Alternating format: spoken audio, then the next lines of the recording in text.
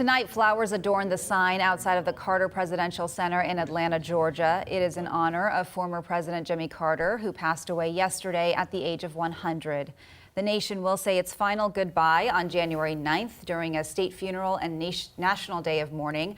For many who lived through his presidency, Carter's legacy goes far beyond it. We are joined now with presidential historian Rick Shenkman, founder of the History News Network and New York Times best-selling author. Rick, it's always great to talk to you. I am delighted to be here. Thank you. Thank you.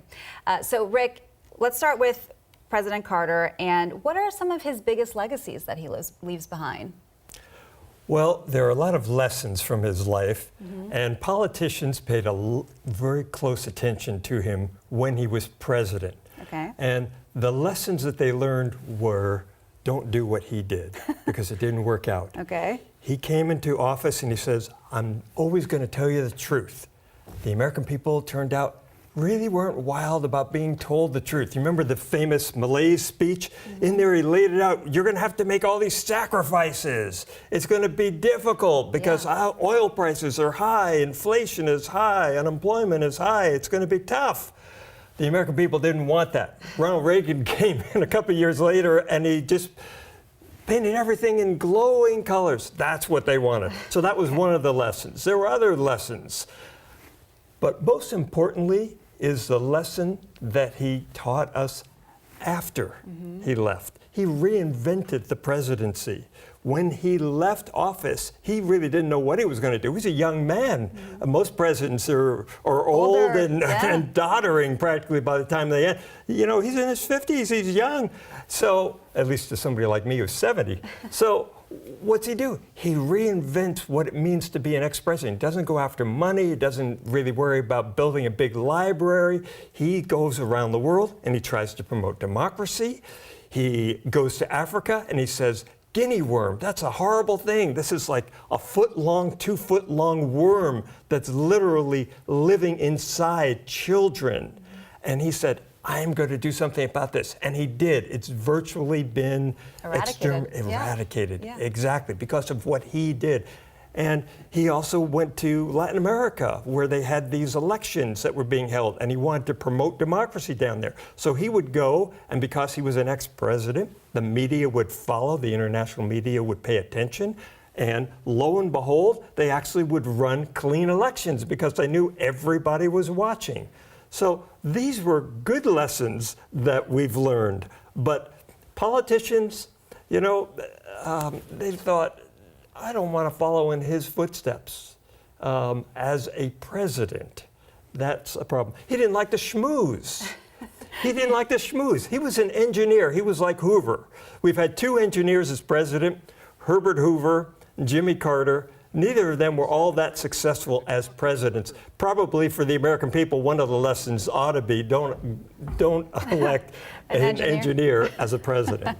Well, you kind of touched on this, but he was able to really change his public persona and perception that people had of him once he left office. And I think a person of the world, really. So everyone looking at the United States in these last, few hours and days, and remembering him in a positive light, for the most part, right? He did have some controversies. Well, he had many controversies. First of all, he allowed the Shah back into the United States. Right. He himself had reservations about it, and he said to his advisors, so what happens if our diplomats at the Iranian embassy are taken hostage by these Revolutionary Guardsmen? And they didn't really have an answer. And he took in the Shah, and lo and behold, that actually happened. I mean, that's when, as a historian, you come across this and you think, oh my gosh, that's just incredible. It was a real problem for him. There was that. There was the attempted rescue of the hostages. That didn't work out. 8 U.S. servicemen died in the attempt when their helicopter crashed. So there were things that he did as president that were unfortunate. He made mistakes. But let's take the bigger picture. Any president facing stagflation, high unemployment, the prime rate at one point hit 20%.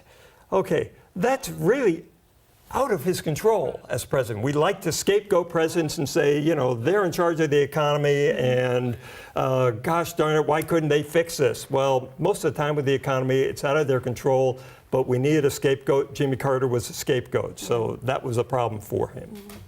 But he was able to, you know, leave such a legacy with his Carter Center and go after his presidency to so many countries and make an impact around the world. Are there any final thoughts, because we're getting wrapped up, but any high-level thoughts about, you know, Carter's presidency or the person that he was as we look back? He's both the most incredibly lucky person and the most incredibly unlucky person to be president.